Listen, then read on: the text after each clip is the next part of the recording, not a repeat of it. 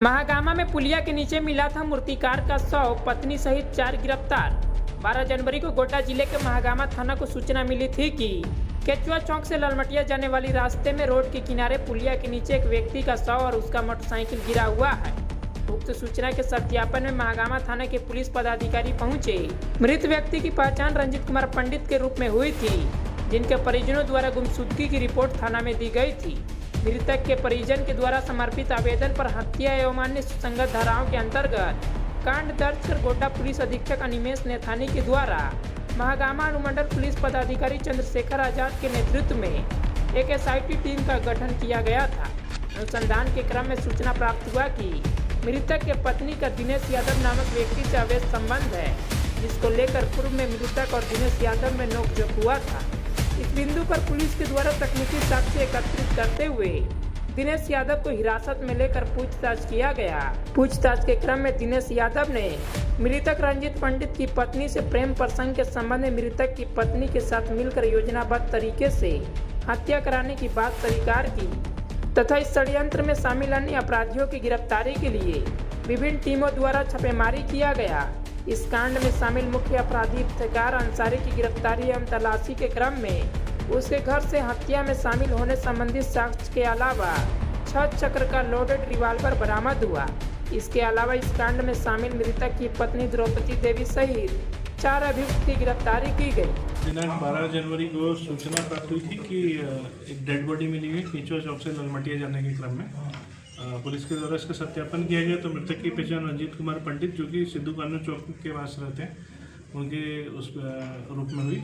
इसमें 13 तारीख को 13/25 कांड संख्या दर्ज किया गया तथा इसमें मर्डर केस दर्ज किया गया और इसके उद्भेदन के लिए SDPO महागामा के नेतृत्व में एक SIT का गठन किया गया। SIT ने इस कांड का अविलंब तरीके से तकनीकी और विश्लेषण करते हुए और मानवीय इंट भी लेते हुए इस कांड का उद्भेदन किया है। उद्भेदन के क्रम में पता चला कि मृतक की जो पत्नी है उनका अवैध संबंध एक व्यक्ति के साथ था, जिसका नाम दिनेश यादव है। उस अवैध संबंध के चलते पूर्व में मृतक की और उस दिनेश यादव की पहले भी नोकझोंक और बकझक लगातार होती रही है। इस बात को लेकर उसी में मृतक की पत्नी ने दिनेश यादव के साथ में और उसके अन्य सहयोगियों के साथ में मिलकर इसको हत्या करने का प्लान बनाया और इसकी सुनियोजित तरीके से हत्या कर दी। जो मोटरसाइकिल और डेड बॉडी बरामद हुई थी, उसके जो चोट का निशान था, उसमें इन लोगों के अपराध स्वीकारोक्ति बयान में पता चला कि इनकी पत्नी के अलावा 4 अन्य लोग भी इनके साथ में शामिल थे और जो हथौड़ा जिस तरीके से जिस अपराध में प्रयुक्त हुआ है, वो हथौड़े और अन्य साक्ष्य भी बरामद हुए हैं। इसके अलावा जो अन्य अपराधी थे, उनके घर पे छापेमारी की गई। उनमें से जो अपराधकर्मी हैं, उनके घर से जो एक हम लोगों ने इको वाहन भी बरामद किया है और एक 6 चक्र का लोडेड रिवॉल्वर भी बरामद हुआ है, जिसमें से अलग से आर्म्स एक्ट का हम लोगों के द्वारा केस दर्ज किया गया है इस मर्डर केस के अलावा। और 3 जिंदा कारतूस और मोबाइल फ़ोन से भी बरामद हुए हैं।